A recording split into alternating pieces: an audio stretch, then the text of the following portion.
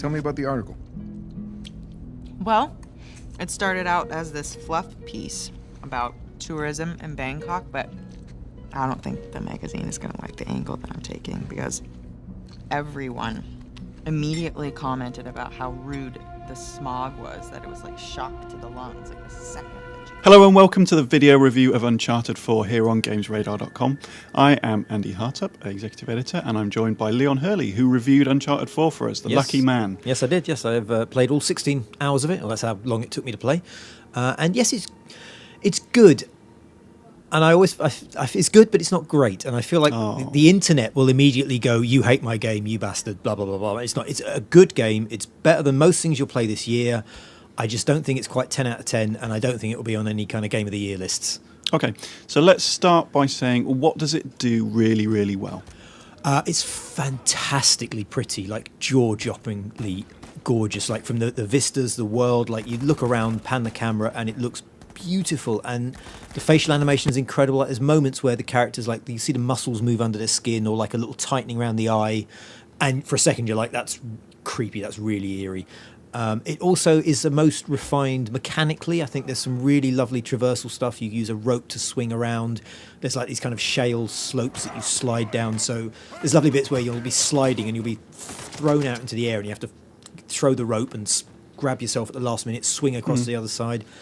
The combat's much more refined now, so there's big open areas. Instead of like kind of fighting through a linear corridor, you'll go into almost like a hub area, and there's a lot more. A bit like Tomb Raider then. Yes, yeah, and there's much more options for stealth now. I mean, you can if you want. You can go in there, shoot an exploding barrel, throw a few grenades, create chaos. There's a jeep you can drive around in some levels. You can plow through, driving through guards doing that, but they have stealth grass, and you can sort of tag enemies like you would with Far Cry. Stealth grass. Stealth grass, yeah. Stealth grass as opposed to... Well, it's just longer grass. It's just longer grass, yeah. But there's patches of it scattered around, and you'll get into it, and you'll be able to tag the guards, and you'll work out, well, that one is on his own there, so I can get that guy, and that I can maybe go around and get that guy. And you can like 100% stealth whole levels. You can ghost levels, which is quite satisfying. Okay. But when it goes wrong, it doesn't feel like you failed. It's like, and now the shooting starts. So more options. That's great. Yeah. So what does it not do so well? Because you're a little bit hesitant to come out and say it's the greatest game ever. The problem is it doesn't really start until about 5 hours in. The first 5 hours or so, I'd say, are all kind of like prologue. There's a lot of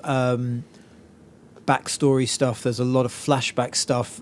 It's basically does about 5 hours of really hard work to establish Nate's brother Sam as official canon for the game.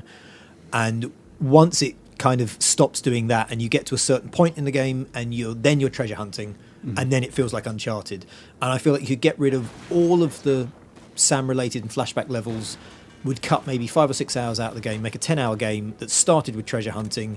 You could have Nate, Elena and Sully treasure hunting. You don't need Sam at all. He's completely superfluous to requirements. I feel like Straley and Druckmann felt like they had to make their mark, so they've shoehorned this character in and all this kind of emotional baggage from the past, and it adds nothing but a 5-hour kind of rambling, he's been here all the time. Honestly, we just never spoke about him for 3 games. So do you think that throws... Because one of the things that I particularly love about the Uncharted games is the pacing of the story.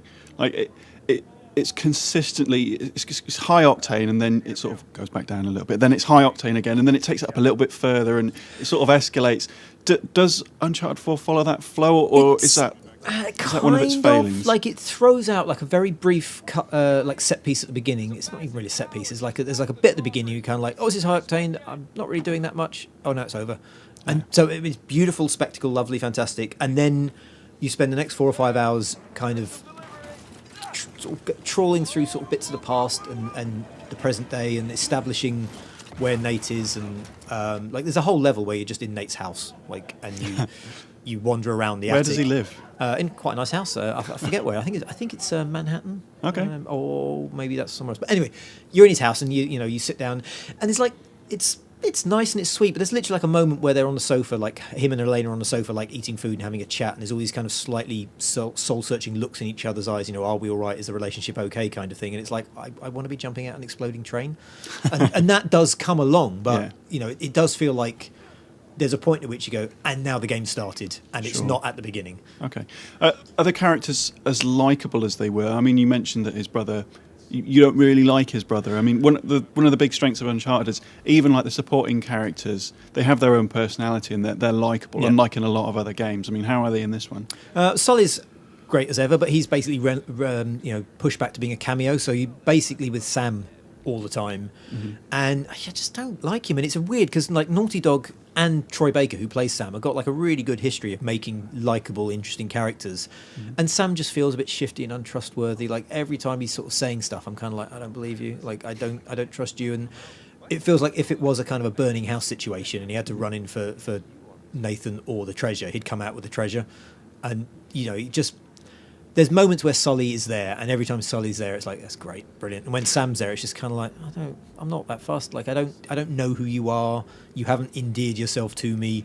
You're not as warm, as likable, as fun. Like even like Cutter in like 3, was it? He was basically Statham alike. But it took like a few minutes. And you're just kind of like, I like this guy. I never felt like that with Sam ever. So one of the big questions for me is this a significant step up? Like, do you feel that this is a whole other generation of Uncharted? Because 2 and 3, especially on PS3, absolutely fantastic, proper high watermarks for the PS3. Do you feel that this has stepped up a generation in the same way that the PS4 is a generation above PS3?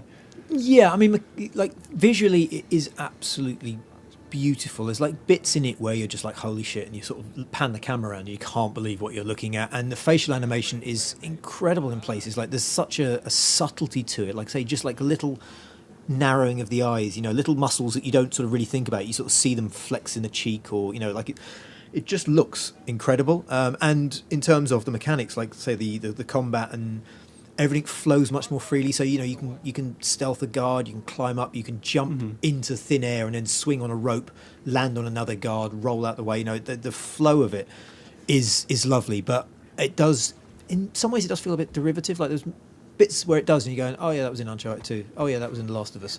And I guess because they kind of run out of ways to do things, but there'll be a collapsing building or there'll be an exploding thing, and you're kind of like, oh yeah, this is that sequence from another collapsing building. Yeah, well, no, there's literally moments in it you go like, oh yeah, I've done this before.